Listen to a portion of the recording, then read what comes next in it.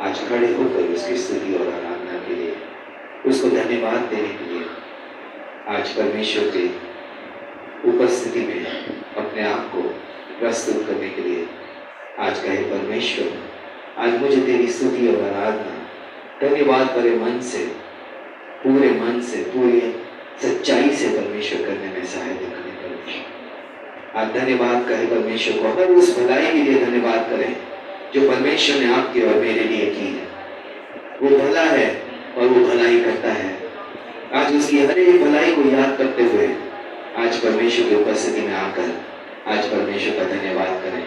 कहे परमेश्वर, आज तू योग्य है, तू सर्व सामर्थी परमेश्वर है, तेरे जैसा कोई नहीं है परमेश्वर, तू विश्वास योग्य है, तू प्रभु चंगाई देने वाला, तू मेरा भला करने वाला, मेरे लिए प्रभु अच्छी अच्छी योजना बनाने वाला परमेश्वर है।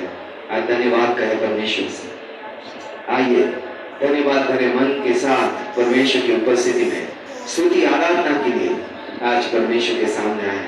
कहे परमेश्वर, तू परमेश्वर, तूने कहा जहां 2 या 3 तेरे नाम से इकट्ठा होते वहां तू उनके बीच में रहता है। आज प्रभु हम यहाँ 2 या 3 से ज्यादा है परमेश्वर।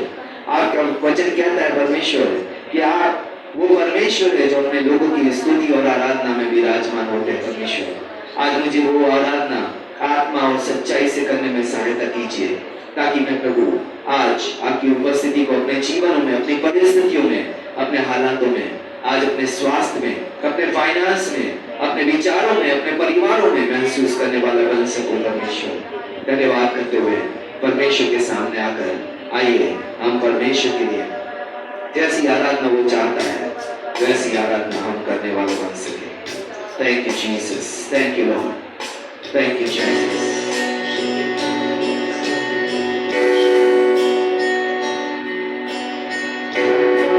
सच्चाई से तेरी आराधना करी, झूठे दिल की पुकार को स्वीकार कर ले।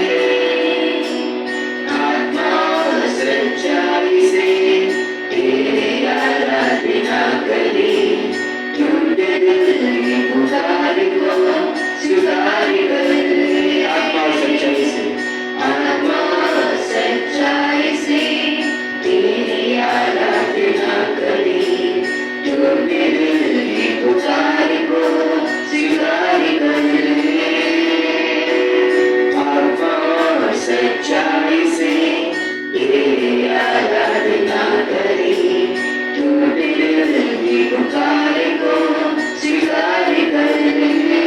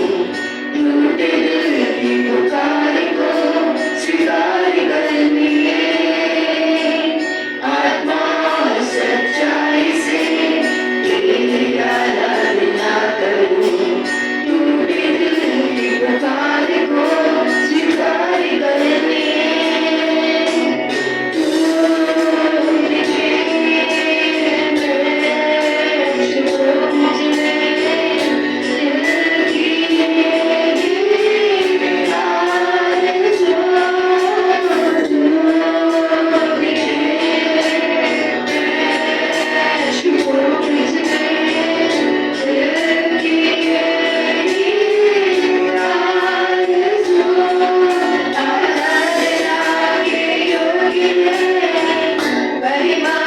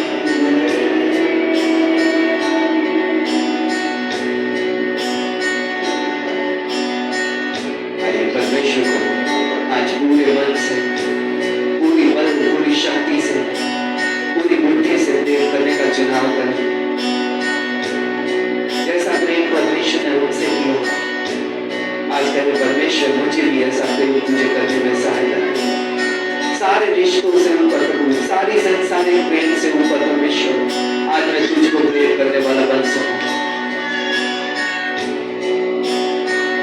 आज वो पहला प्यार तुझे देने वाला बन सकूं परमेश्वर। तेरी स्तुति आराधना पूरे मन से करने वाला बन सकूं परमेश्वर। Thank you Jesus. Thank you Father God. Thank you Jesus. Thank you Jesus. धन्यवाद करते हैं परमेश्वर आज आपकी उपस्थिति के लिए। आज हम सभी को प्रभु आत्मा और सच्चाई से स्तुति आराधना करने में प्रभु सहायता कीजिए यीशु मसीह के नाम से। आज प्रभु पूरे मन पूरी बुद्धि पूरी शक्ति से प्रभु प्रेम करने में प्रभु आज सहायता कीजिए यीशु मसीह के नाम से। और आज प्रभु हम आपकी आराधना और स्तुति प्रभु अपने बेस्ट तरीके से करने वाले बन सके परमेश्वर। आपको बेस्ट आराधना बेस्ट स्तुति करने वाले प्रभु बनने वाले बन सके परमेश्वर। आपको खुश करने वाली आराधना और स्तुति देने वाले बन सके। धन्यवाद के साथ विश्वास के साथ ये सारी प्रार्थना यीशु मसीह के नाम से मांगते हैं। आमीन आमीन।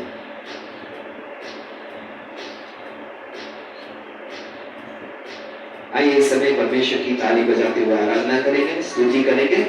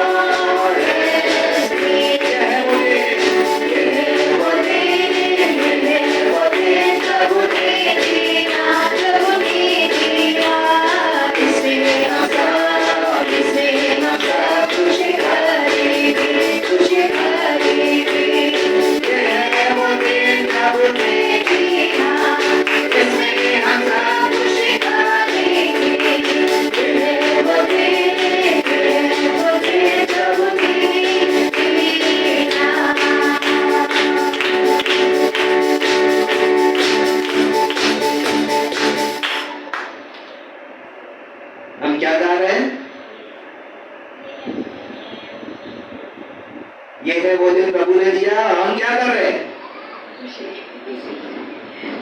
खुशी करने वालों के मुंह पे क्या दिखना चाहिए? आमीन। आइए फिर से गाएंगे। सच्चाई से आराधना करनी है, ठीक है? आत्मा से भी और सच्चाई से भी।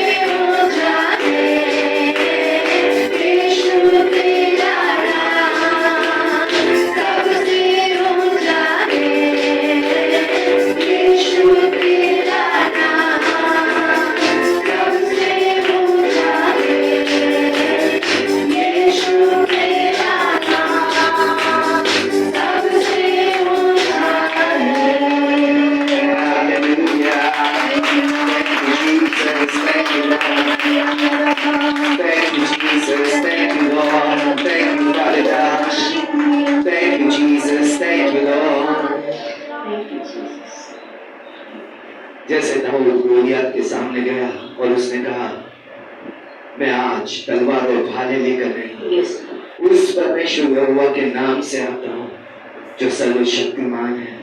आज हम अपनी परिस्थितियों से, अपनी बीमारियों से, अपने संघर्षों से, आज अपने रिश्तों के तनावों से, आज हम परमेश्वर यीशु के नाम से जय प्राप्त करते हैं। और आज हम कहते हैं परमेश्वर, आज हम अपने बल और शक्ति से नहीं, अपने बुद्धि और ज्ञान से नहीं, अपने अनुभवों से नहीं परमेश्वर, अपने जान पहचान से नहीं परमेश्वर, हम परमेश्वर यीशु मसीह के नाम से आज सारी जरूरतों पे, सारे संघर्षों पे, सारी समस्याओं पे जय प्राप्त करेंगे।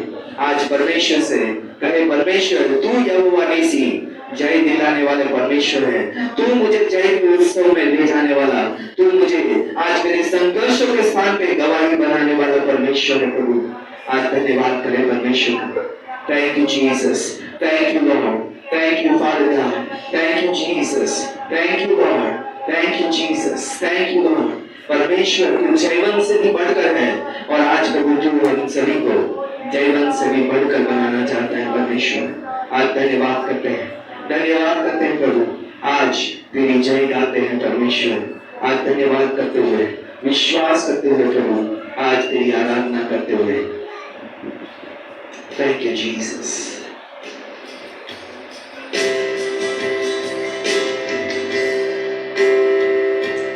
तेरी जय हो सदा, सनातन कर तू राज करे, तुझे सा कोई नहीं। तेरी जय हो सदा, सनातन कर तू राज करे, तुझे सा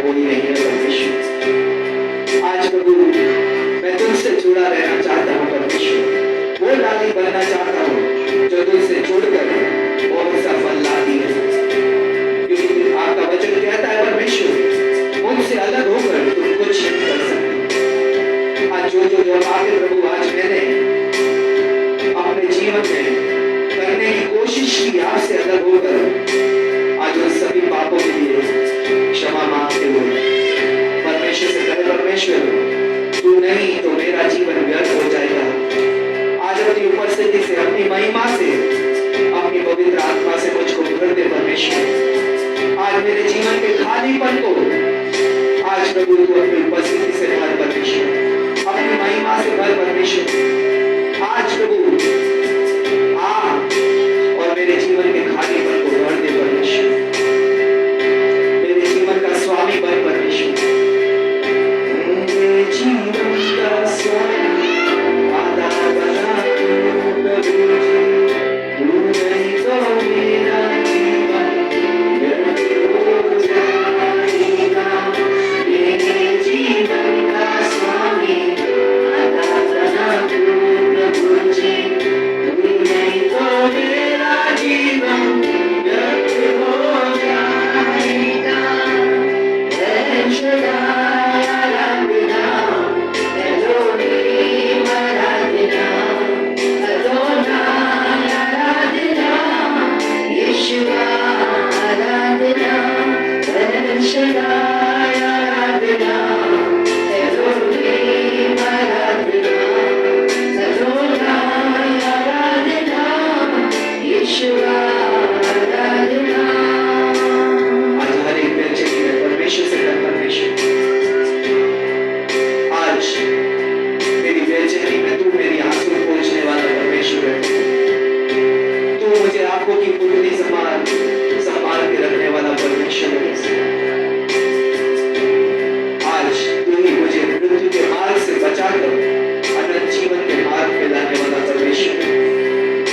जब मैं टूटा परमेश्वर, जब मैं बिखरा, तूने मुझे संभाला, तूने मुझे फिर से जोड़ा, तूने मेरे पैर को उस दलदल की कील से निकालकर चट्टान पे हिरणों के पैर के समान स्थिर किया है परमेश्वर।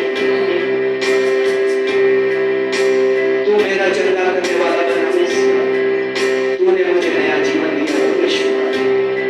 आज तेरी आराधना जीवन भर करने के लिए, आत्मा और सच्चाई से करने के लिए, जैसा तुझे पसंद है वैसा ही करने के लिए आज मुझे जीवन भर सहायता करे परमेश्वर।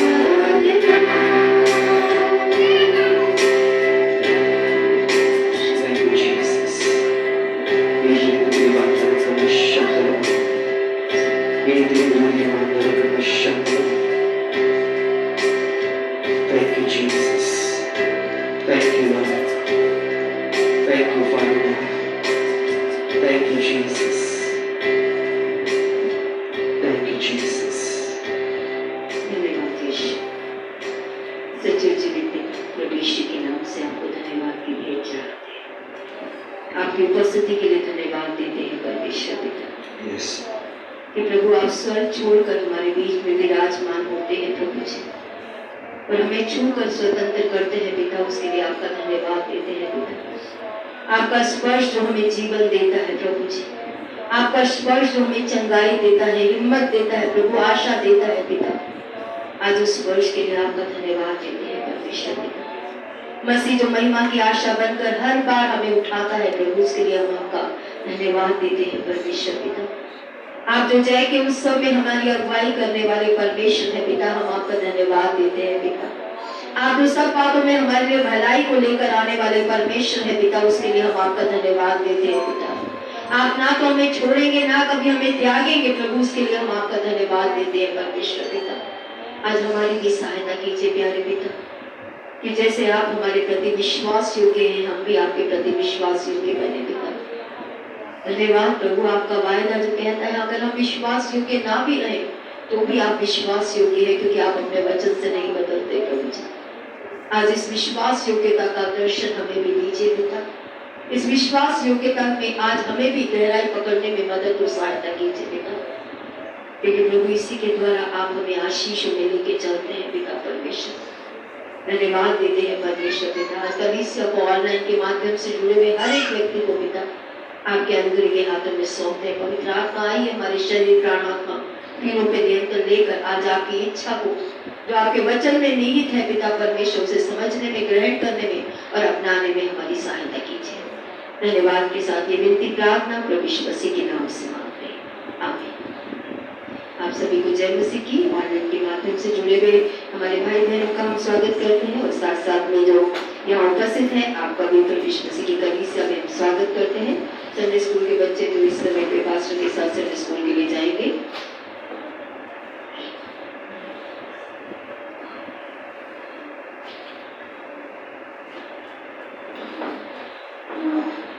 आपने जो पीछे है आगे आके बैठना चाहें तो आप आगे आके बैठ सकते हैं, पीछे बैठे रहना चाहते हैं तो पीछे बैठे रहिए।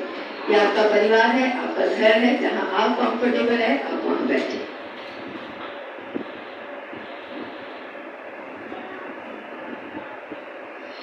इस साल से जो परमेश्वर ने अगुवाई की, पहले प्रार्थनाओं के विषय में की, उसके बाद में पहाड़ी उपदेश जो धन्य वचन है, जो आशीषों का मार्ग है, उसकी ओर परमेश्वर ने अगुवाई की। और अभी तक जो हम सीख चुके हैं उन बातों की तरफ ना जाकर आज हम सीख रहे हैं। यीशु मसीह ने कहा धन्य है जो धार्मिकता के भूखे और प्यासे हैं, क्योंकि वो तृप्त किए जाएंगे।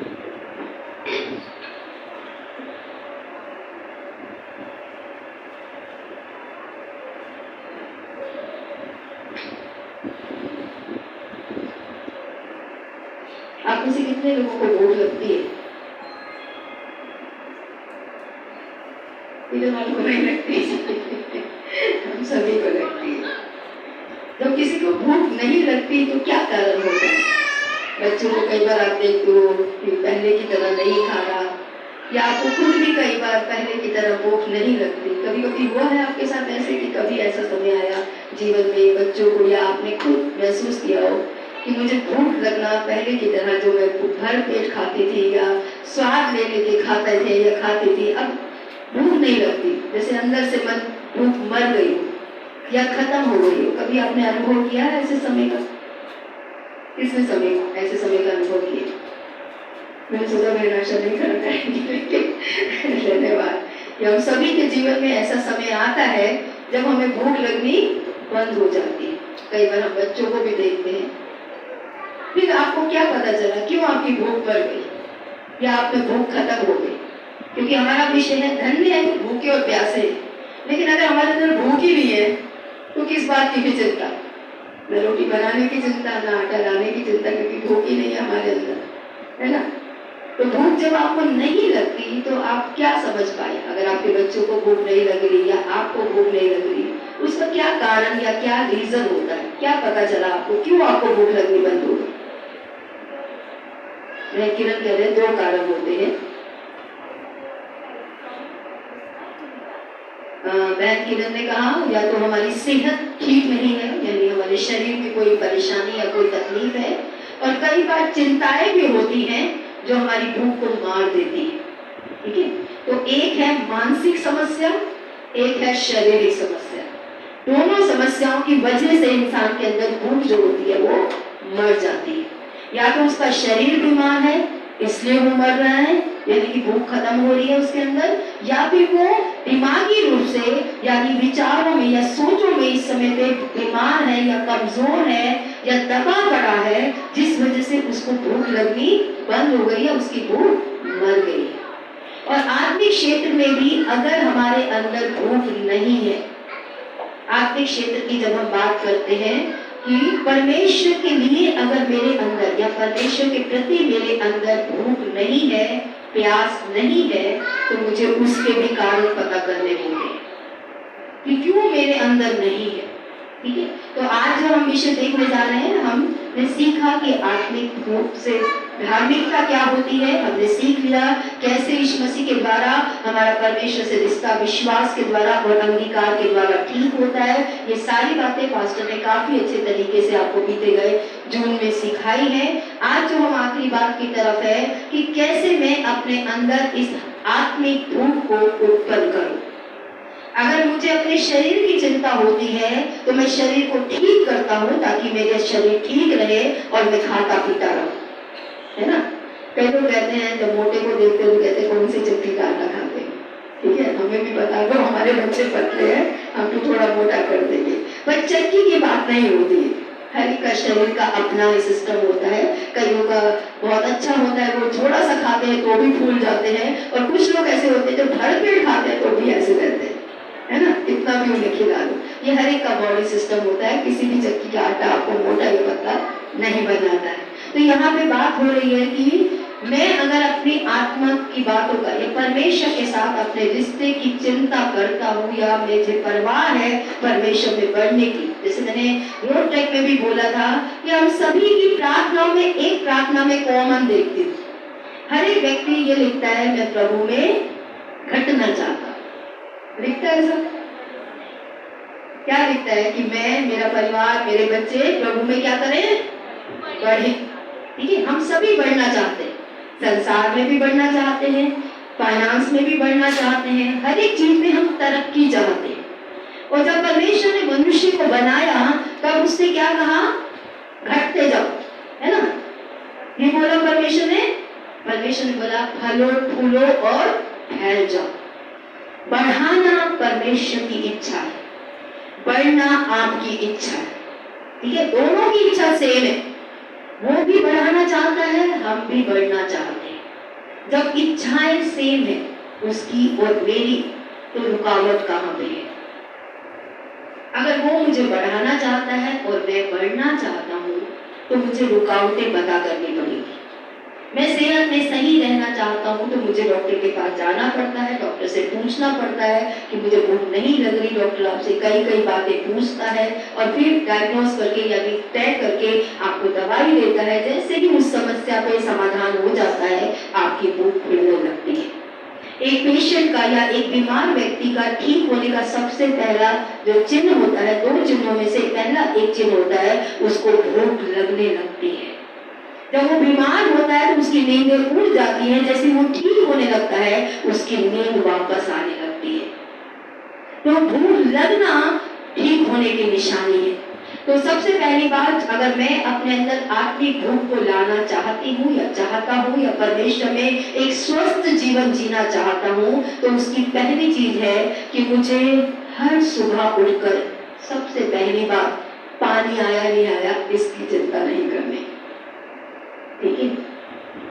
क्या बनाना है क्या नहीं बनाना, हम लेडीज की सबसे बड़ी यही चिंता रहती है। मेल है तो नौकरी पे जाना है, क्या क्या काम करने हैं, वहां पे क्या क्या जिम्मेदारी है। पहली सोच हमारी हमेशा या तो घर की होती है या अपने काम धंधों की होती है, अपनी जिम्मेदारियों की होती है। लेकिन अगर हम परमेश्वर में बढ़ना चाहते हैं तो सबसे पहली बात जो हर सुबह आपको याद करनी है वो ये है, how much God loves me, कितना परमेश्वर मुझे प्यार करता है।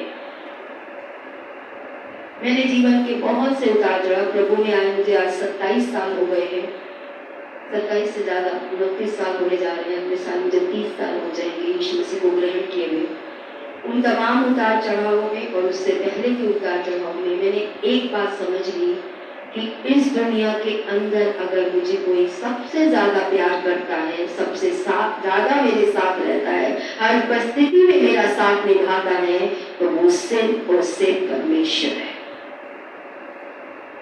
हर परिस्थिति में आपके साथ बने रहने वाला, हर गलती के बावजूद आपको माफ करने वाला, हर गलतियों के बावजूद आप में आशा रखने वाला, हर परिस्थिति के बावजूद आपके आंसुओं को पोंछने वाला, आपकी जरूरतों को पूरा करने वाला, हर एक चीज आपको छोड़ सकती है। और जीवन के उतार चढ़ाव में आपने अनुभव भी किया होगा। अगर आप पति पत्नी हैं तो कभी पत्नी ने भी आपको अकेला किया होगा, अगर आप पति हैं तो कभी पत्नी ने भी अकेला किया होगा, अगर आप पत्नी हैं तो पति ने भी कभी कभी आपको अकेला छोड़ा होगा। अगर आप माता पिता हैं तो भी अपने आप को आपकी तरफ ध्यान ना देने का सब अनुभव किया होगा कि बच्चों को भी आपकी परवाह नहीं है। अगर आप माता पिता हैं तो आपने वो भी अनुभव किया होगा, और अगर आप भाई बहन के बीच में, माता पिता के बीच में, अगर खुद एक बच्चे हैं तो भी आपने अनुभव किया होगा कि कई बार माँ बाप भी आपके साथ खड़े नहीं होते, माँ बाप भी आपको अकेला कर देते हैं कई बार, जबकि वो आपके जन्मदाता है, आपको पैदा करने वाले, आपको इस पृथ्वी पे लाने वाले होते हैं, लेकिन फिर भी कई बार हमें अकेलापन महसूस होता है। और ये अकेलापन क्यों महसूस होता है? क्यों हम जो इस प्यार के भूखे हैं, जिस प्यार को हम कभी माँ बाप में ढूंढते हैं, जब बच्चे होते हैं तो माँ बाप में ढूंढते हैं, जवानी आती है तो बॉयफ्रेंड में ढूंढते हैं, गर्लफ्रेंड में ढूंढते हैं। बॉयफ्रेंड नहीं है, गर्लफ्रेंड नहीं है तो क्या चल पड़ा आजकल?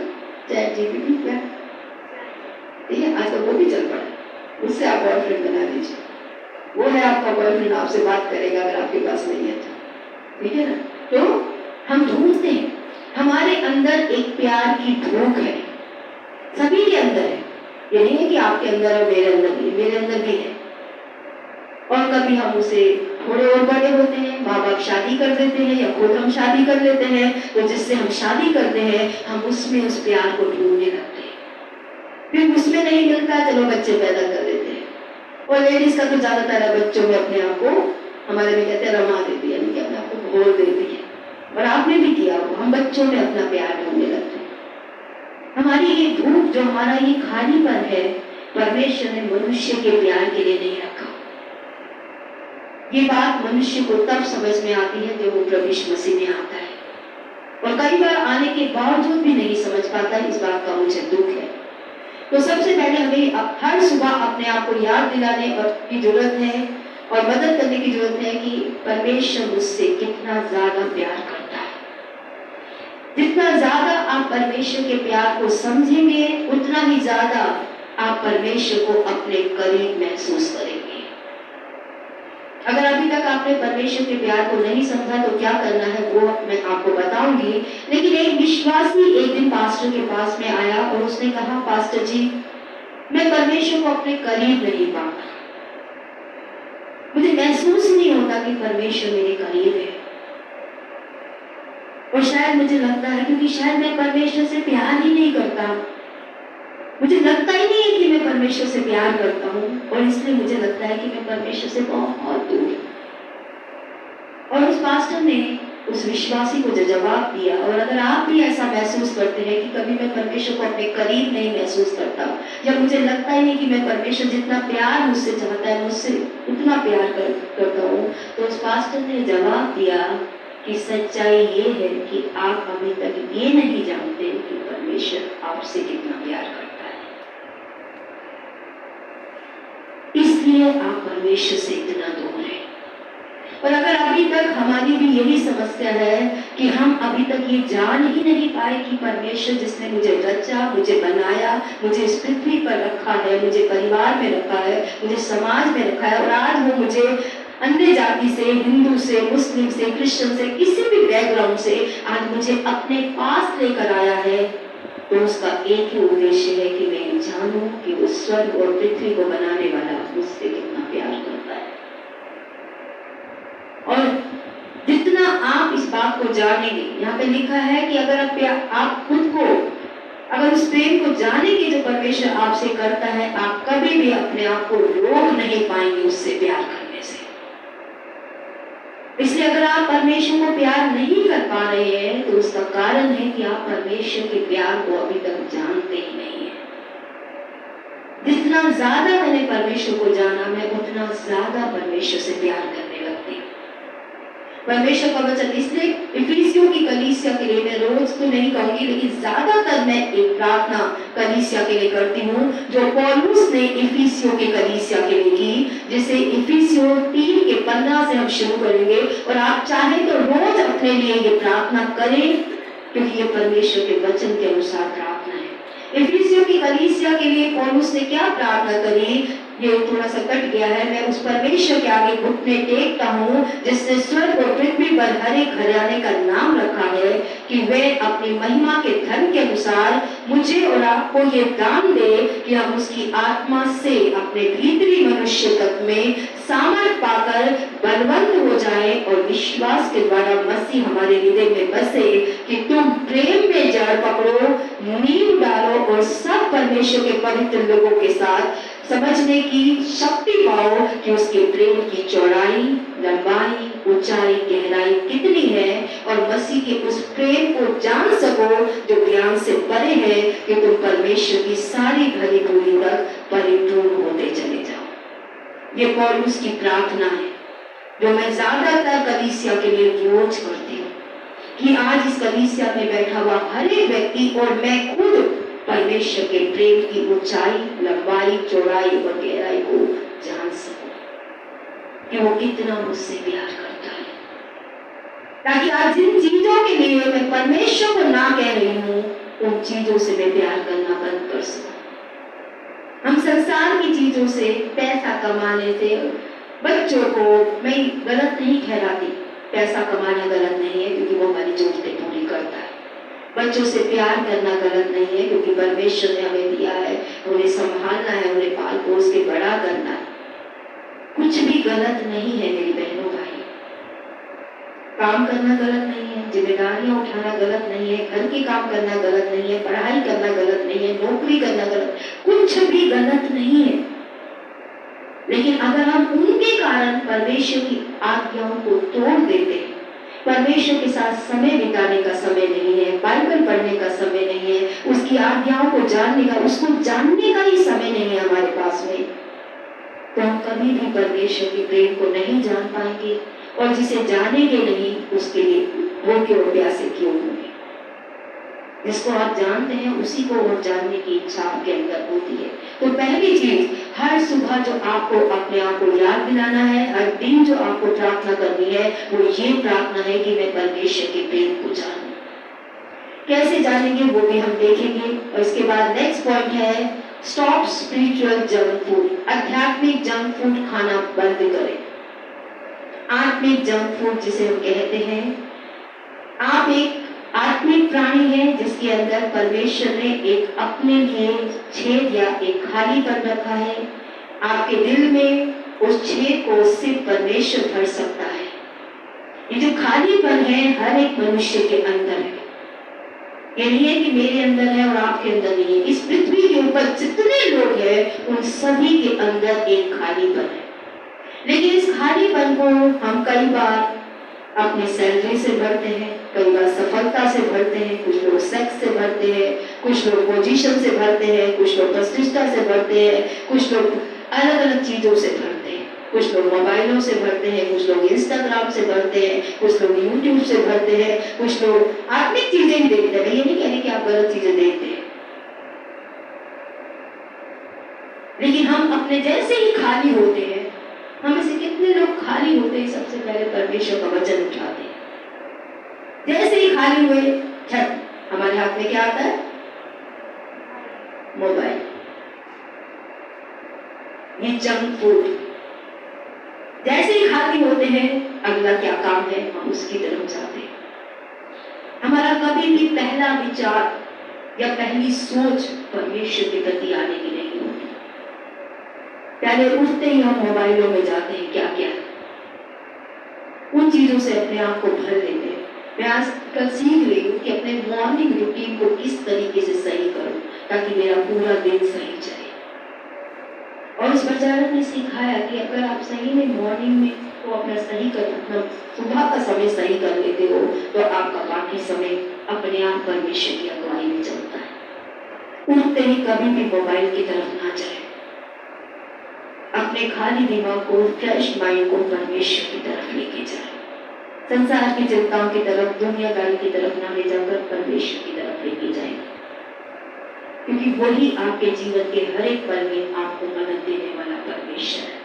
तो जंक फूड को अपने जीवन से हटाने की जरूरत है। जैसे मैंने कहा, अगर आप परमेश्वर के लिए भूखे नहीं हैं तो यह इसलिए है क्योंकि आप खुद से भरे गए। हमने पूरा रूटीन अपना भर रखा है अपने दिनचर्या से, हमें क्या क्या करना है। और मैं इसे कई बार गलत नहीं ठहराती। डिसिप्लिन लाइफ बहुत अच्छी है कि अनुशासित जीवन हो हमारा। परमेश्वर भी डिसाइपल वर्ड ही आया है डिसिप्लिन से। लेकिन उस डिसिप्लिन में अगर परमेश्वर के लिए ही समय नहीं हमारे पास पास में, तो कोई फायदा नहीं है। खालीपन को भरने के लिए हम बहुत सी चीजों में चले जाते हैं, लेकिन अगर आप इस खालीपन को परमेश्वर की बातों से नहीं भरेंगे तो आप आत्मिक रोटी से कभी भी भूखे प्यासे नहीं होंगे। आपको पता है या नहीं पता, पर मैं आज आपको बताऊंगी। डैनियल की पुस्तक बताती है, मेरी बेटी ने भी मुझसे ये सवाल पूछा था कि जो भोजन डैनियल की समय पे जब जो राजा परमेश्वर के लोगों को बंदी बनाकर ले आया, उसमें से सुंदर सुंदर लड़कों को भी ले आए थे जो अच्छे खासे थे, उनमें से 4 थे, डैनियल को मिला के 3 और थे, उनका नाम ठीक से मैं प्रोनाउंस नहीं कर पाऊंगी इसलिए मैं बोल नहीं रही हूँ।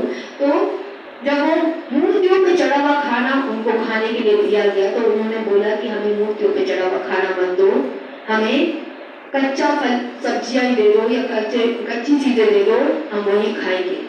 तो खाना बनाने वाले ने बोला कि नहीं, अगर भाई तुम्हारी हालत खराब हो जाएगी उसको खा के तो भैया राजा को तो जवाब मुझे देना है, क्योंकि खाने पीने का ध्यान मुझे रखना है। उन्होंने कहा 10 दिन तक या हफ्ते तक तुम करके देखो, अगर हमारे चेहरे से तुम्हें लगे कि हम कमजोर लग रहे हैं तो जो तुम कहोगे हम वो कर लेंगे।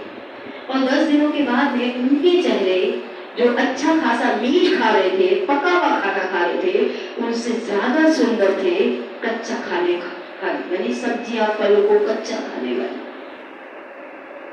आप जानते हैं या नहीं जानते, मैं आपको बताना चाहूंगी, जितना आप सलाद खाते हैं, जितने आप फल खाते हैं, वो आपकी सेहत के लिए सबसे ज्यादा अच्छे होते हैं।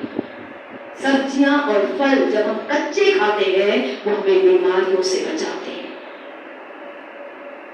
लेकिन अब सुबह से शाम तक हम कच्चा तो खा नहीं सकते, वो हमारे बजट से बाहर है। ठीक है, उसके बाद हेल्दी खाना होता है जो आपके माता पिता आपके लिए बनाते हैं। वो बच्चों को ना पसंद आए वो गलत बात है। पहला हेल्दी होता है आपका कच्चा खाना, यानी सब्जियों के रूप में, फलों के रूप में जो कच्चा मिलता है, जिसे आप पकाए बिना खाते हैं। स्प्राउट भी जो होते हैं, यानी कि अंकुरित करके जो आप खाना खाते हैं, चनों को या मूंग को, वो भी स्वास्थ्यवर्धक होता है। और उसके बाद दूसरी श्रेणी में जो अच्छा खाना आता है वो है घर का बना हुआ खाना, आपके माता पिता के द्वारा बनाया हुआ खाना। मैं माता पिता इसलिए बोल रही हूँ क्योंकि कई बार घर में दोनों खाना बनाते हैं। हमारे घरों में हम दोनों खाना बनाते हैं, इसलिए हो सकता है वो आपके घरों में भी कुछ चीजें वो बनाते हैं, कुछ चीजें मैं बनाती हूँ, और मिलकर हम खाना बनाते हैं, और वो दूसरी श्रेणी में आता है हेल्दी फूड के रूप में। तीसरा, मान लीजिए ना तो हमारे घर में फल है, ना हमारे घर में सब्जियां हैं, और ना ही हम खाना बनाते हैं, तो जैसे ही हमें भूख लगती है हम कहाँ जाते हैं? हाँ, मैं सुन नहीं पाई, सॉरी, बाहर से लेकर आते हैं। और जो चलिए बाहर सुबह सुबह तो कौन निकलेगा, चाय बना ली, कुछ घर में तो बनाया नहीं, क्या खोलेंगे हम? पैकेट फूड जिसे कहते हैं। ठीक है, तो बना बनाया खाना जो पैकेटों में प्रिजर्वेटिव यानी कि उसको खराब ना हो उसके साथ जो चीजें शामिल की जाती है वो वाला खाना। बड़ा आसान है बच्चों को पैकेट पकड़ा दे, और हमें लगता है कि हमारा बच्चा बलवान बनेगा। ऐसा ही होता है आत्मिक तरीके से खाना। सबसे अच्छा खाना है खुद बाइबल को पढ़ना, रॉ, जिसमें कोई मिलावट नहीं है किसी व्यक्ति की, कच्चा निजी रूप से परमेश्वर का वचन पढ़ना। ये वो कच्चा भोजन है जिससे आपका आत्मिक जीवन चमकेगा। उसके बाद आता है आपके अपने अगुओं के द्वारा बनाया हुआ आत्मिक भोजन, जो आपके अगुए बनाते हैं, जो आपका पास्टर बनाता है, जो आपका लीडर बनाता है। क्यों? क्योंकि वो आपको जानता है, आपकी अवस्थाओं को जानता है, आपकी कमजोरियों को जानता है, आपकी घटियों को जानता है, आपकी अच्छाइयों को जानता है, आपकी बुराइयों को भी जानता है। जो वो आपको संडे के माध्यम से, लाइफ ग्रुप के माध्यम से, डिसाइपलिंग के माध्यम से आपको दिया जाता है। तीसरा आता है यूट्यूब पे आत्मिक चीजें देखना, जो है जंक फूड। जो क्या है वो आपको जानता ही नहीं है, ना आप उसे जानते हैं ना वो आपको जानता है, ना आपको उसका बैकग्राउंड पता है, उसे बाइबल का कितना कितना ज्ञान है कितना ज्ञान नहीं है हमें नहीं पता, लेकिन हम बाहर का खाना खाते क्यों हैं? आपको पता है? क्योंकि घर वाले वैसा टेस्टी नहीं बनाते, वो स्वाद घर में नहीं आता।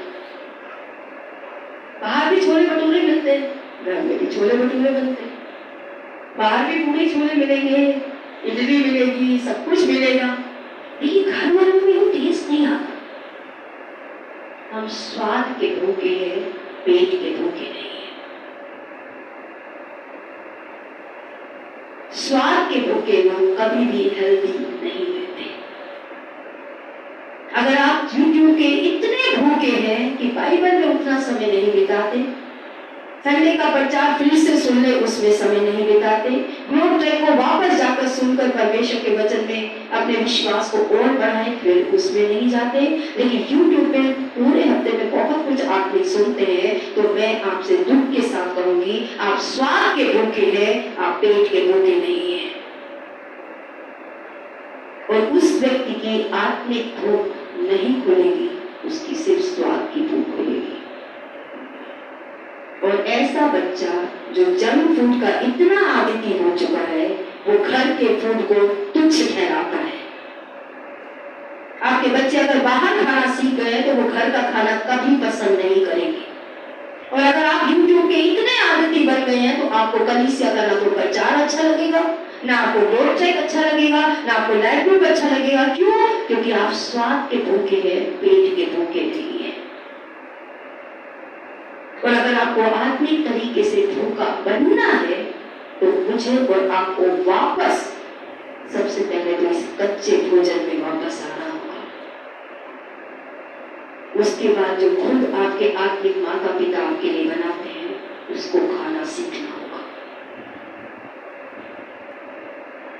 मैं गलत नहीं ठहराती, लेकिन आप कितना समय किसको दे रहे हैं वो आप खुद अपने आप को जवाब दीजिए। और जिसको समय नहीं दे रहे हैं, क्यों नहीं दे रहे हैं, उस बात की तरफ भी ध्यान दीजिए अपना।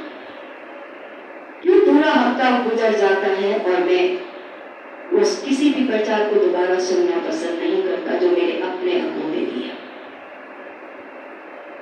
चाहे वो लाइव के माध्यम से हो, चाहे वो ग्लोब ट्रैक के माध्यम से हो, चाहे वो यूं अपने चर्च के माध्यम से हो। क्यों मेरे अंदर भूख नहीं है? क्यों परमेश्वर का वचन आज मेरी खुराक नहीं है? तो ये है आत्मिक तरीके से अपने आप को जंक फूड से बचाना। अगर जंक फूड में रहेंगे तो सेहत का क्या होगा वो आप भी जानते हैं, मैं भी जानती हूँ। हम अपने बच्चों को रोकते रहते हैं जंक फूड मत खाओ, जंक फूड। कितने माँ बाप आजादी देते हैं, जितना पैकेट वाला खाना खाइए, जितना जंक फूड, मोमोज चाउमीन खाओ, रोज खाओ। लेकिन सर मैं अपनी बेटी को जितना वो रोकती हूँ कि बाहर का नहीं, जितना हो सके बाहर का मत खाओ। मैं ये नहीं कहती वो नहीं खाती, लेकिन मैं हमेशा रोकती हूँ। जिस तरीके से आपको अपने बच्चों की सेहत की परवाह है, ऐसे पास्टर मुझे आपके आत्मिक जीवन की परवाह है कि ऐसे फूड से आप आत्मिकता में कभी नहीं बढ़ पाएंगे, परमेश्वर की भूख में नहीं बढ़ पाएंगे। तीसरी बात, मेक नोन गॉड, नंबर 1 गोल, अपने ईश्वर को यानी परमेश्वर को जानना अपना पहला लक्ष्य बनाइए। हमारी प्रॉब्लम क्या है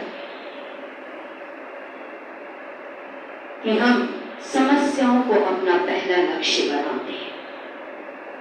परमेश्वर को जानना हमारा पहला लक्ष्य नहीं है।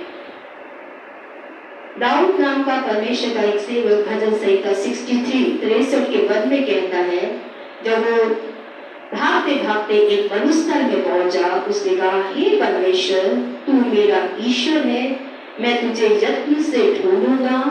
सूखी और निर्जन ऊसर भूमि पर मेरा मन तेरा प्यासा है और मेरा शरीर तेरा अति अभिलाषी है। सूखी जमीन पे, रेगिस्तान वाली जमीन पे, जहाँ पे पानी नहीं है, जहाँ पे कुछ भी मौजूद नहीं है, वो भागते भागते हाँफ रहा है, थक रहा है, लेकिन उस थकती हुई अवस्था में वो क्या कह रहा है कि परमेश्वर मुझे पानी की नहीं, मुझे तेरी प्यास है। आज कलीसिया में बैठा हुआ हर एक व्यक्ति अपनी किसी न किसी समस्या से थका पड़ा है।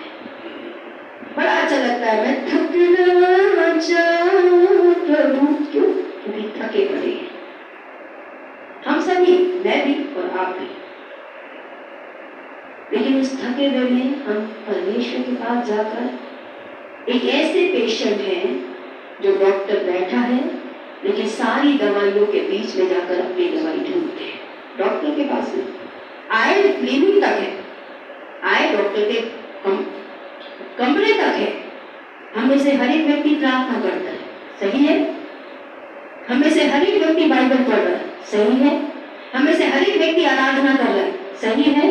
हमें से हर एक व्यक्ति कलीसिया आ रहा है, सही है। हमें से हर एक व्यक्ति आराधना कर रहा है, कलीसिया में आके दान दसवें अंश दे रहे हैं, लाइव ग्रुप अटेंड कर रहे हैं, ग्रुप ट्रैक अटेंड कर रहे हैं। हम सभी कुछ कर रहे हैं, लेकिन इस सभी के पीछे हमारा उद्देश्य अपनी समस्याओं का उत्तर है। हमें से कोई भी व्यक्ति अपनी समस्याओं के बीच में परमेश्वर को नहीं ढूंढ रहा जिसके पास समस्या का उत्तर है। ध्यान से सुनिए, मेरे जीवन का सारांश है। मैं अपनी समस्याओं में समस्या का उत्तर नहीं ढूंढती, मैं परमेश्वर को ढूंढती हूं, क्योंकि मुझे पता है मेरी सारे सवालों का जवाब उसके पास है। आप अपनी समस्याओं के बीच में क्या परमेश्वर को ढूंढते हैं या उसे उत्तर ढूंढते हैं कि परमेश्वर मुझे उत्तर मिल जाए, बस मेरे बच्चों की शादी हो जाए, बस मेरी बीमारी चली जाए, ये हो जाए, वो हो जाए। लेकिन कैसे करेगा परमेश्वर? परमेश्वर को जानूंगी तो पता चलेगा। डॉक्टर ही तो बताएगा कि तूने मेरे केमिस्ट की शॉप के अंदर कौन सी दवाई आपकी है, ये कौन बताएगा? आप इतने पढ़े लिखे हैं कि खुद जाके दवाई ढूंढ लें अपनी, हैं इतने पढ़े लिखे, इतने समझदार हैं आप। आपको लगता है अगर मैं आपको केमिस्ट की शॉप में छोड़ दूं और आप बीमार हो और आप अपनी दवाई खुद ढूंढ लेंगे? कौन कहता है मैं जाके खुद अपनी दवाई ढूंढूंगा? कौन बताएगा मुझे और आपको कि हमें कौन सी दवाई चाहिए? कौन है जो हमारे सिम्टम देखकर हमें दिशा निर्देश देगा? और वो है सिर्फ और सिर्फ परमेश्वर। परमेश्वर को ढूंढिए अपने जीवन में कि परमेश्वर मैं इस समस्या में आया हूं और तू मुझे इस समस्या के बीच में लेकर आया है और तूने होने दिया है कि मेरे जीवन के अंदर ये समस्या आए तो मुझे यहाँ से बाहर निकलने का रास्ता भी दिखा। क्योंकि वचन कुरिन्थियों में कहता है तुम किसी ऐसी परीक्षा में नहीं पड़े जो तुम्हारे सहने से बाहर है। परमेश्वर सच्चा है जो तुम्हें सहने से बाहर परीक्षा में पढ़ने नहीं देगा और तुम्हें वापस बाहर आने का रास्ता भी दिखाएगा। हमारी प्रॉब्लम है हम समस्या का उत्तर ढूंढते हैं, लेकिन दाऊद ने कहा इस सूखी जमीन पर, बिना पानी वाली जमीन पे, तपती हुई रेगिस्तान के बीच में परमेश्वर मुझे पानी की प्यास नहीं है, मुझे तेरी प्यास है। क्योंकि मुझे पता है ये पानी तो मैं ढूंढ लूंगा, लेकिन अपनी समस्या से बाहर आने का पानी मैं नहीं ढूंढ पाऊंगा। मैं अपनी समस्या से बाहर आने का रास्ता नहीं ढूंढ पाऊंगा। जब परमेश्वर के लोग 40 साल रेगिस्तान में चले, पानी कहां से मिलेगा किसने बताया? मूसा ने। अगर बाइबल पढ़ी है तो मैं आज आपसे पूछती हूँ, किसने बताया रास्ता कहां से मिलेगा पानी? परमेश्वर ने। कहां से आएगा मन्ना? किसने बताया? परमेश्वर ने। कैसे आगे बढ़ना है? किसने खंबा गाड़ा? किसने बादल खड़ा किया? परमेश्वर ने। आपकी और मेरी समस्याओं का उत्तर परमेश्वर के पास है, उसको ढूंढिए अपने जीवन में। जब आप उसे ढूंढेंगे तो आप अपने आप समझ जाएंगे कि मुझे अपनी समस्याओं के बीच में समस्याओं का उत्तर खुद दिमाग लगा के इसके पास जाऊं, उसके पास जाऊं, इससे प्रार्थना करा लूं, उससे प्रार्थना करा लूं, उससे मदद मांग लूं, इससे मदद मांग लूं। एक बहन ने मुझे बोला कि मैं अपने घर जाना चाहती हूँ क्योंकि 20 साल पहले मेरी बहन ने मुझसे पैसा लिया था, वो वापस नहीं दे रही। मैं फोन कर रही हूँ, उठा नहीं रही और मैं जाकर उसका गर्दन पकड़ूंगी, उससे पैसा ले लूंगी। एक मसीह को ये शोभा देता है?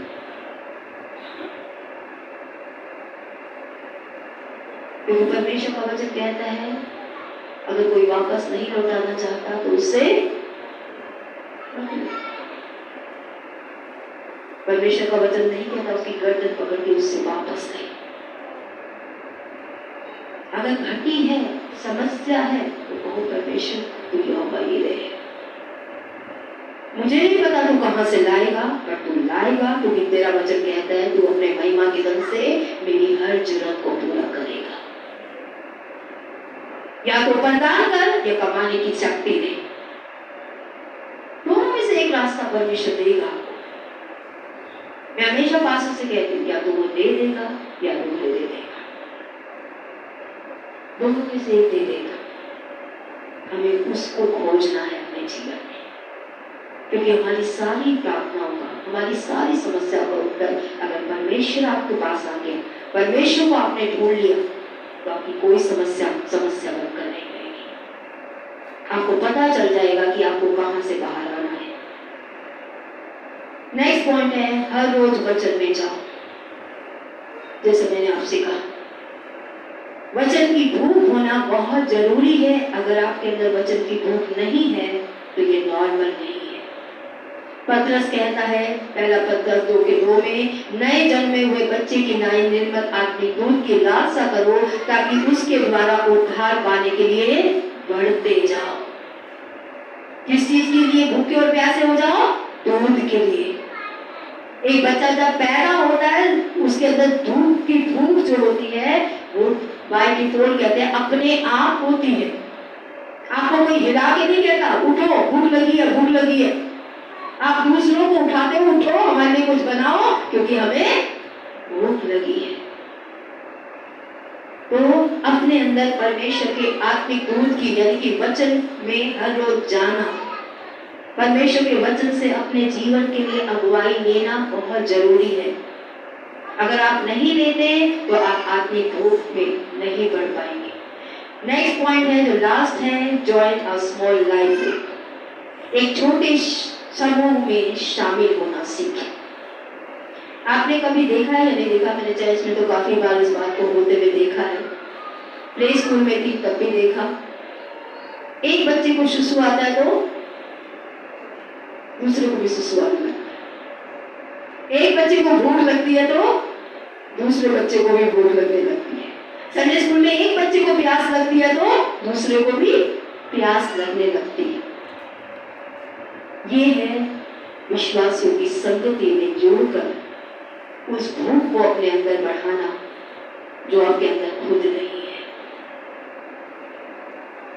अगर आप लाइफ ग्रुप का हिस्सा नहीं है, चाहे ऑनलाइन हो चाहे ऑफलाइन हो, तो आप अपने आप को आत्मिक भूख में अगर नहीं है तो बढ़ा भी नहीं पाएंगे। मेरा जो आत्मिक जीवन यहाँ तक बढ़ा है, उसके पीछे रीजन है मेरा आत्मिक अगुआ, जिसने मुझे प्रभु यीशु मसीह के बारे में बताया, उद्धार का दर्शन में मेरी अगुवाई की। और जब वो समाचार सुनने के बाद में, वो मेरे घर के पास में ही रहती थी, सिस्टर डेजी। जब वो ऑफिस से आती थी तो चाय वाय पीने के बाद में सीधा वो कमरा बंद करके प्रेयर करती थी। अब मैं तो वेली थी, नए नए विश्वासियों को तो इतनी समझ होती नहीं है। मैं सीधा पहुंच जाती थी और उनके कमरे के बाहर बैठ जाती थी, इस इंतजार में कि ये कब इस कमरे से बाहर निकलेगी और मैं इससे अपनी चे अपने दुखड़े रोऊंगी, अपनी समस्याएं बताऊंगी। कई दिन बैठी रही। परमेश्वर ने मुझे एक दिन बोला, तू यहाँ कब तक बैठी रहेगी? ये प्रार्थना कर रही है, तू भी जा प्रार्थना ही कर ले। ये आराधना कर रही है, तू भी जाओ। तुझे देख पता है ना मुझे 7 बजे से पहले नहीं निकलेगी, 6 बजे घुस गई है, तो तू भी वही कर रहे। और तब मैंने क्या किया, मैं भी अपने कमरे में चली गई और मैंने भी आराधना प्रार्थना करना शुरू कर दिया, क्योंकि वो कर रही है तो मैं भी करूंगी। और ऐसे करते करते उनके साथ एक कंपटीशन बनता चला गया और उनका प्रार्थना का जीवन तो उतना नहीं बढ़ा जितना मेरा प्रार्थना का जीवन आगे बढ़ गया। जब भी मैं उनकी आराधना की आवाज सुनती, मैं भी अपनी छत पे चली जाती और आराधना करने लगती। ये होता है संगति में, एक रगड़ में अपने आप को बढ़ाना।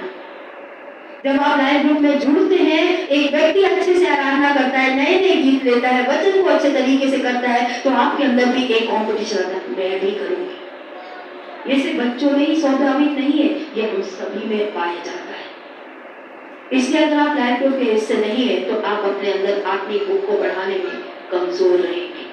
तो 5 बातें आज हमने सीखी। अगर हम अपने आप को आत्मिक भूख में बढ़ाने की इच्छा रखते हैं, सबसे पहले तो रोज ये इफिसियों की प्रार्थना 3 अध्याय 15 से लेकर जो 19 तक है, अपने लिए रोज कीजिए।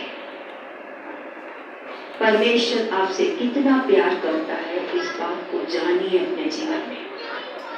अगर आप अभी तक नहीं जाने हैं तो आप परमेश्वर के लिए कभी भूखे प्यासे नहीं बन पाएंगे। इससे बहुत जरूरी है कि आप हर दिन परमेश्वर आपसे कितना प्यार करता है इस बात को जानने के लिए प्रार्थना करें। आत्मिक जंक फूड खाना बंद करें, यानी कि बाइबल अपने प्रचारकों के द्वारा जो शिक्षा आप लेते हैं उन्हें ज्यादा ध्यान दें अपने जीवन पे, बजाय कि आप उन सबको निग्लेक्ट करके जंक फूड यानी कि मुंह के स्वाद की तरफ ज्यादा भागे।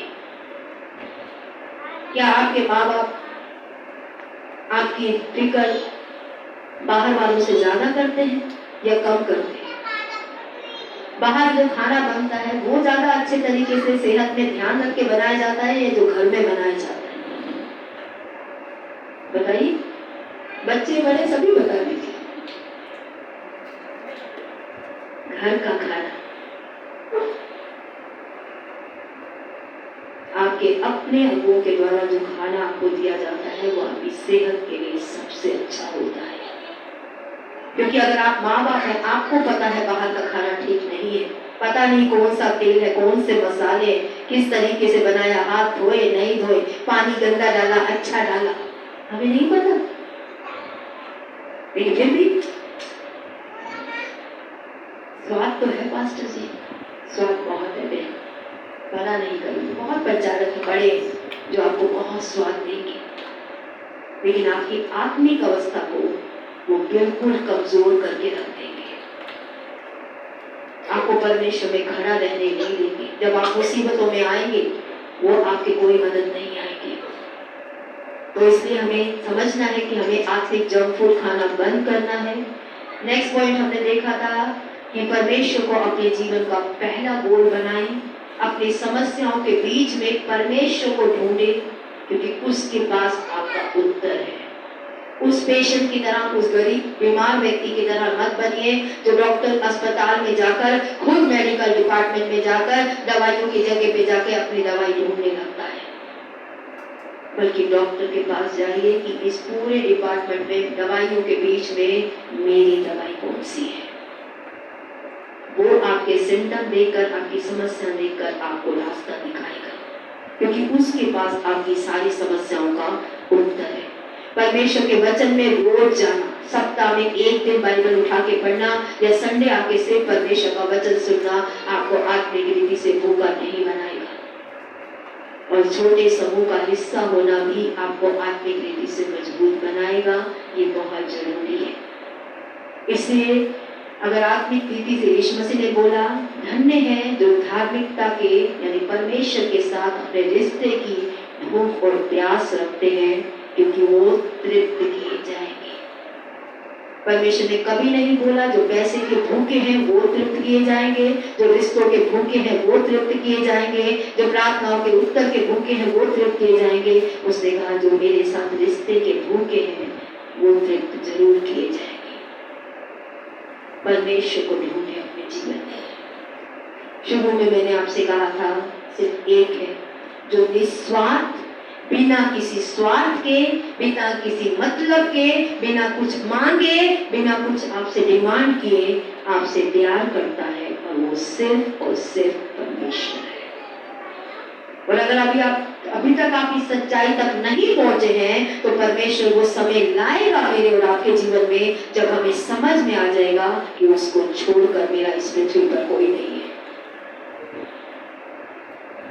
वही है जो मुझे रोटी देगा, वही है जो मुझे बीज भी देगा, वही है जो मुझे सेहत देगा, वही है जो मुझे काम भी देगा, वही है जो मेरे लिए मार्गों को खोलेगा, वही है जो मुझे छुटकारा देगा। इसलिए मुझे उसके पास आकर उसे ढूंढना है, समस्याओं का उत्तर नहीं ढूंढना।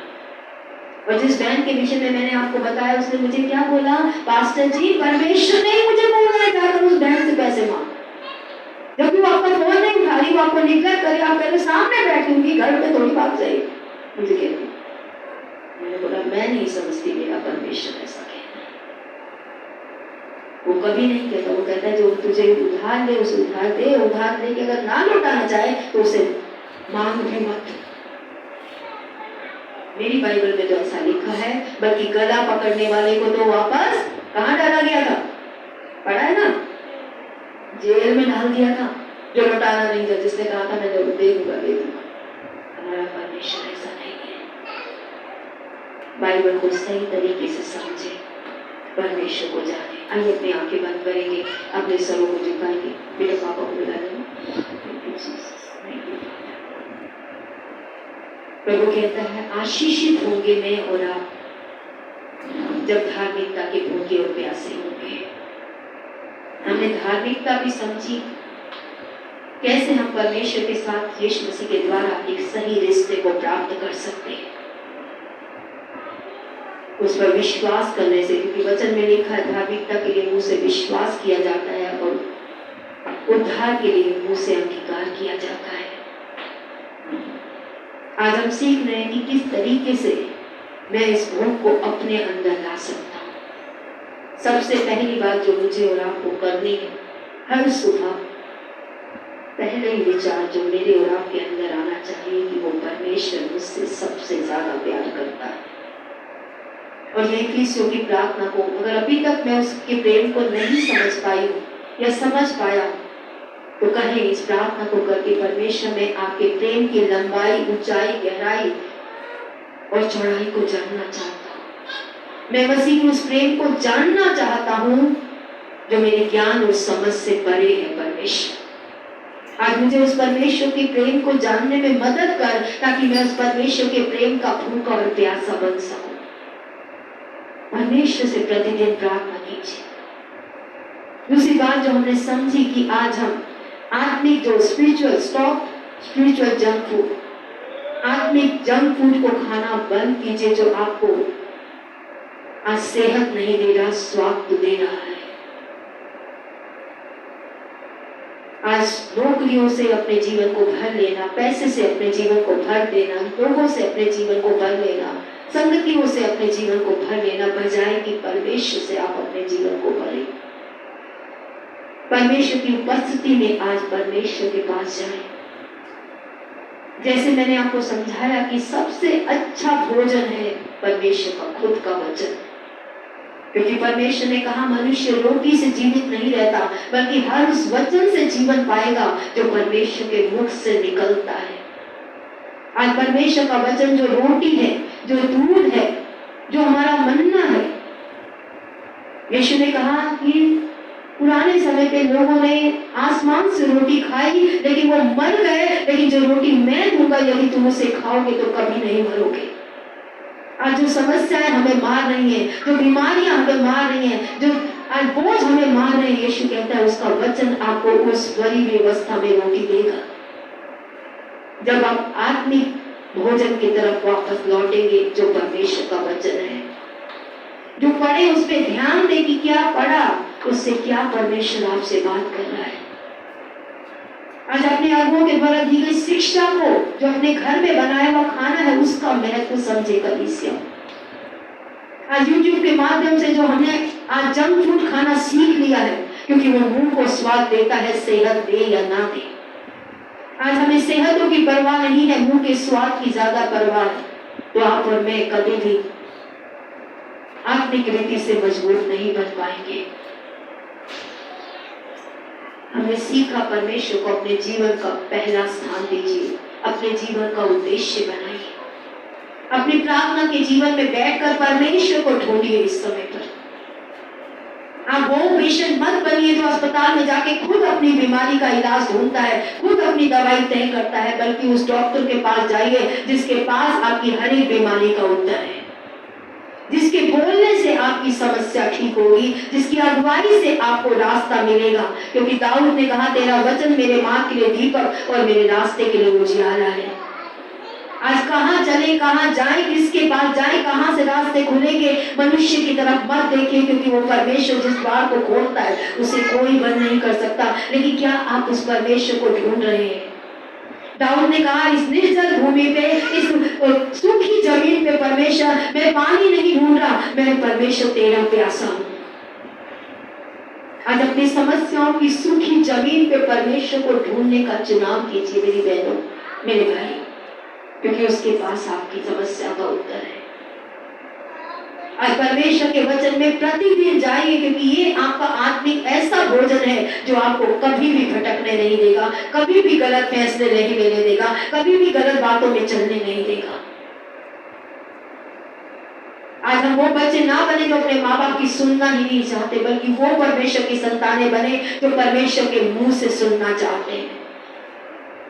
यीशु मसीह का वचन कहता है, परमेश्वर और मनुष्य के बीच में सिर्फ और सिर्फ एक मध्यस्थ है, और वो है सिर्फ यीशु मसीह, यानी परमेश्वर का वचन। आज हम अगुओं के पास भागते हैं, लोगों के पास भागते हैं, सोचते हैं उनके पास हमारी समस्या का उत्तर है। आज जब मैं अविश्वासी थी तब मैं कहती थी, तुम्हारे पास तुम्हारे लिए नहीं है तो मुझे क्या दोगे? और आज मैं आपसे कहती हूँ, अगुओं के पास भी आज सिर्फ परमेश्वर है जो उनकी उत्तर देगा समस्याओं का। वो आपको सिर्फ उसी परमेश्वर की तरफ ही आने के लिए बोल सकते हैं। उस परमेश्वर की तरफ देखना सीखे, लोगों की तरफ नहीं, क्योंकि वचन में परमेश्वर ने कहा, श्रापित है हर वो मनुष्य जो मनुष्य पे आशा लगाता है, लेकिन धन्य है हर वो मनुष्य जो परमेश्वर पे अपने मन को लगाता है। परमेश्वर आपको आशीष देगा जब आप लोगों की तरफ नहीं, परमेश्वर की तरफ देखना सीखेंगे। निर्जन और सूखी जमीन पे परमेश्वर के लिए प्यासे बनने का चुनाव करेंगे। अगर आप एक समूह का हिस्सा नहीं है, आपके अंदर आत्मिक भूख नहीं है, तो समूह का हिस्सा बनिए। जैसे एक बच्चे की भूख दूसरे बच्चे के अंदर भूख पैदा कर देती है, एक बच्चे की प्यास दूसरे बच्चे के अंदर प्यास पैदा कर देती है, ऐसे लोगों के साथ, जब आत्मिक लोगों के साथ आप आत्मिक झुंड में जुड़ेंगे तो उनकी भूख आपको भी लग जाएगी और आप आत्मिक रीति से मजबूत बन जाएंगे। ये चुनाव आपके हाथ में है। आज कौन सा चुनाव आप करना चाहते हैं? प्रति सुबह उठकर इस बात को याद करना, परमेश्वर मुझसे सबसे ज्यादा प्यार करता है। क्या आपका ये चुनाव है? तो अपने स्थान पे खड़े होकर परमेश्वर से कहें, प्रभु प्रतिदिन मैं अपने आप को याद दिलाऊंगा। और अगर अभी तक मैं तेरा प्रेम नहीं जान पाया तो मैं इफिसियों की प्रार्थना तब तक करता रहूंगा जब तक मैं ये ना जान लूं कि तेरे प्रेम की ऊंचाई, चौड़ाई और गहराई और लंबाई कितनी है। परमेश्वर, आत्मिक जंक फूड को छोड़ने का चुनाव कीजिए। हम आपको ये भी नहीं कहते कि आप सिर्फ हमारे ही प्रचार को सुनिए, आप खुद बाइबल उठाइए, खुद उस आत्मिक कच्चे भोजन को खाइए जिसे डैनियल के 3 मित्रों ने खाया और उनके चेहरे आज मीट खाने वालों से ज्यादा स्वस्थ थे। उनके चेहरों पर चमक आज पके हुए खाने से ज्यादा थी। आज परमेश्वर का वचन खुद खाइए ताकि आपके चेहरे चमके, आपके मुंह पे हंसी हो, आपके परिवार में खुशहाली हो, क्योंकि इस वचन में आपका और आपके परिवार का छुटकारा है। कभी से हम आपको ये भी नहीं कहते आप हमारा खाइए या हमें के द्वारा दी गई शिक्षा को आपको अगर नहीं पसंद है कोई बात नहीं। आपने जंक फूड जो यूट्यूब का स्वाद हमने लेना सीख लिया, उसको छोड़ने का चुनाव कीजिए। परमेश्वर को अपने जीवन में पहला स्थान देने का अगर आज आप चुनाव कर रहे हैं कि मैं आज अपनी समस्याओं में बैठकर समस्याओं का उत्तर नहीं, परमेश्वर को ढूंढूंगा, जिसके पास मेरी समस्या का उत्तर है मैं उससे ढूंढूंगा, ताकि वो मुझे बताए कि आज कौन सी दवाई है, कौन सा वचन है जो आज मुझे चंगाई देगा, मेरे परिवार को चंगाई देगा, मेरी समस्याओं से मुझे बाहर आने का रास्ता दिखाएगा। प्रतिदिन परमेश्वर के वचन में जाने का चुनाव कीजिए।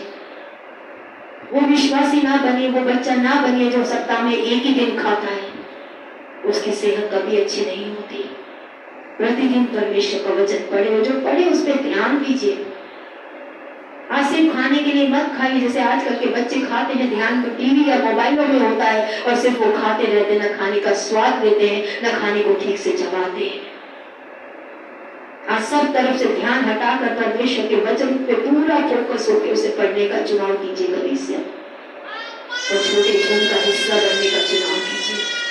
आज जो भी आपके चुनाव है, जिसके लिए आप परमेश्वर से सहायता मांगना चाहते हैं, आप अपने स्थान पे खड़े हो सकते हैं इस समय पर कि परमेश्वर आज इस क्षेत्र में आप मेरी मदद कीजिए। मैंने आपसे कहा, यीशु ने कहा, परमेश्वर और मनुष्य के बीच में कोई पास्टर, कोई अगुवा मध्यस्थ नहीं है, सिर्फ परमेश्वर का वचन है जो आपको परमेश्वर से जोड़ता है, जो आपको समस्याओं से बाहर लाता है। यीशु ने कहा, मनुष्य रोटी से जीवित नहीं रहेगा, हर उस वचन से जीवन पाएगा जो परमेश्वर के मुख से निकलता है। आज परमेश्वर के वचन के भूखे और प्यासे होने के लिए मुझे और आपको दोनों को ये तो बातें करने की आवश्यकता है। सबसे पहली बात, परमेश्वर मुझे सबसे ज्यादा प्यार करता है, उसके प्रेम को जाने। जंक फूड जो आत्मिक आस्वाद लेना हमने बाइबल छोड़कर, अपने कलीसिया के वचन के ज्ञान को छोड़कर दूसरी बातों में जाना शुरू किया, उसे छोड़ने का चुनाव कीजिए। परमेश्वर को अपने जीवन का पहला उद्देश्य बनाइए। परमेश्वर के वचन में प्रतिदिन जाइए, चीजों से अपना ध्यान हटाकर, समस्याओं से अपना ध्यान हटाकर, जिम्मेदारियों से अपना ध्यान हटाकर जो पढ़ते हैं उस पर ध्यान लगाइए। सुनकर भूल मत जाइए। याकूब में लिखा है, जो पढ़कर भूलता नहीं, रातों दिन उस पर अपना मन लगाता है और वैसा ही करता भी है, वो परमेश्वर से आशीष पाएगा। छोटे समूह का हिस्सा बनने का चुनाव कीजिए, क्योंकि एक बच्चे की भूख आपके अंदर पैदा करेगी दूसरे बच्चे की भूख। जो आज आपके अंदर नहीं है वो आप छोटे झुंड में जुड़ के बढ़ते चल जाएंगे। मैंने अपने जीवन का बताया कैसे सिस्टर डेजी का आत्मिक जीवन ने मेरे अंदर आत्मिक भूख को पैदा किया, और उनकी आत्मिक भूख कहीं रुक भी गई लेकिन मेरी बढ़ती चली गई, क्योंकि एक कंपटीशन था। हम कंपटीशन में, आत्मिक कंपटीशन होना अच्छी बात है, क्योंकि हम इसमें बढ़ते हैं। आइए इस समय हम पास्टर पीटर के साथ इस विषय पे प्रार्थना करेंगे। Thank you Jesus, thank you lord. हे हमारे स्वर्गीय पिता प्रभु, धन्यवाद करते हैं, धन्यवाद करते हैं परमेश्वर, क्योंकि आप हमसे प्रेम करने वाले परमेश्वर हैं। आज जितने भी जीवन यहाँ मौजूद है परमेश्वर, आज जितने भी जीवन यूट्यूब के माध्यम से या प्रभु फेसबुक के माध्यम से, ऑनलाइन के माध्यम से प्रभु आज इस संदेश को, आज आपके वचन को सुन रहे हैं, हम धन्यवाद करते हैं। आप हर एक से प्रेम करने वाले परमेश्वर हैं। और आज प्रभु हमें जब कठिन समय आता है, मुश्किल समय आता है, जब हमारे जीवनों में समस्या आती है, हमें याद रखने में सहायता कीजिए कि आप हमसे प्रेम करने वाले परमेश्वर है प्रभु। आप हमारा भला चाहने वाले परमेश्वर है, आप हमारी अगुवाई करने वाले परमेश्वर है। आप प्रभु हमारे मनों को अपने पीछे आपके स्वरूप और समानता में बदलने वाले परमेश्वर है प्रभु। आज हमें आपके प्रेम को स्मरण रखने में, याद रखने में सहायता कीजिए कि प्रभु परमेश्वर जिसने सृष्टि की रचना की, वो मुझसे प्रेम करता है और वो मुझसे बात करना चाहता है। आज प्रभु आपके वचन की भूख और प्यास दीजिए परमेश्वर। आज ना सिर्फ प्रभु आपके सामने प्रार्थना करने वाले बन सके परमेश्वर, आज प्रभु प्रतिदिन आपसे, आपके मुंह से निकले हुए वचन प्रभु सुनने वाले, बनने वाले बन सके परमेश्वर। जैसे वचन कहता है परमेश्वर, मनुष्य सिर्फ रोटी से जीवित नहीं रहेगा, लेकिन परमेश्वर के मुख से निकले हुए हर एक वचन से जीवित रहेगा। आज प्रभु हमें वो आत्मिक भूख और प्यास दीजिए, आपके वचन की भूख और प्यास दीजिए कि आपके मुख से निकले हुए शब्दों को हम प्रतिदिन भूख और प्यास के साथ ग्रहण करने वाले बन सके। जैसे हम शारीरिक भोजन के लिए दिन में 2 या 3 बार भूखे होते हैं परमेश्वर, आज प्रतिदिन प्रभु हमें आपके मुख से निकले वचन के लिए भी भूख और प्यास दीजिए यीशु मसीह के नाम से। आज प्रभु हमें धार्मिकता की, आपके साथ सही रिश्ते की भूख और प्यास दीजिए। आज प्रभु हर वो जंक फूड, हर वो प्रभु आध्यात्मिक भोजन जो दिखता या सुनने में या स्वाद में अच्छा लगता है लेकिन सेहत नहीं बना रहा परमेश्वर, आज हमें उससे समय अपना निकालने में सहायता कीजिए परमेश्वर, ताकि हम आपके वचन में समय बिताने वाले बन सके, आपकी उपस्थिति में समय बिताने वाले बन सके, आपके मुंह से निकले शब्द को हम अपने जीवन का आधार बनाने वाले बन सके परमेश्वर। आज प्रभु जैसे आपका वचन कहता है, छोटे बच्चों के समान शुद्ध दूध के लिए आज भूखे और प्यासे बनो। आज हमें आपके वचन की भूख और प्यास दीजिए यीशु के नाम से। आज जो भी प्रभु यूट्यूब की, जो भी आज प्रभु आज हम अलग अलग माध्यम के द्वारा आपका वचन सुनना सीख गए और हमने आपके बाइबल को, आपके वचन को छोड़ दिया है परमेश्वर, आज वापस हमें प्रभु आज उस आपके मुख से निकले हुए वचन में लौटने में सहायता कीजिए यीशु के नाम से। आज हमारी आत्मिक सेहत है आपके वचन को खाकर, आपके वचन को अपने जीवन में लेकर बनने वाली बन सके यीशु मसीह के नाम से। धन्यवाद करते हैं परमेश्वर। आज प्रभु हम आपको अपने जीवन में पहला स्थान देने वाले बन सके परमेश्वर। आज हर वो बात से जो प्रभु आपकी ओर से नहीं है, संसारिक है, शारीरिक है, उससे अपना ध्यान हटाकर, अपना समय निकालकर हम आपके वचन को प्राथमिकता देने वाले बन सके परमेश्वर। हम में से हर एक की सहायता कीजिए। जितने प्रभु आज ऑनलाइन भी जुड़े हैं, आज उन सभी के आत्मिक जीवनों को छुइए, आज उनके मनों को, विचारों को, परिस्थितियों को छुइए। आज वो वचन जो जीवित वचन है भेजकर आज उन्हें प्रभु अपने वचन की ओर मुड़ने वाला मन दीजिए यीशु के नाम से।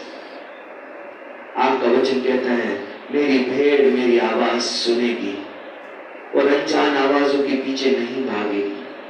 आज प्रभु मैं आपकी वो भेड़ जो आपकी आवाज, आपके मुख से, आपके दिल से निकली आवाज सुनने में सहायता कीजिए यीशु मसीह के नाम से। धन्यवाद करते हुए, विश्वास करते हुए आज हमारे मनों को बदलाव के लिए प्रार्थना करते हुए विश्वास से ये सारी प्रार्थना यीशु मसीह के नाम से मांगते हैं। आमीन आमीन। एक बार फिर से विक्ट्री ट्रेनिंग सेंटर कलीसिया में हम आपका स्वागत करते हैं। ऑनलाइन के माध्यम से जुड़े हुए हमारे भाई बहनों का भी हम स्वागत करते हैं। परमेश्वर आपको आशीष दे। हर संडे को हमारे साथ इसी तरीके से 10 बजे आप जुड़ते रहिए। God bless you. जय मसीह।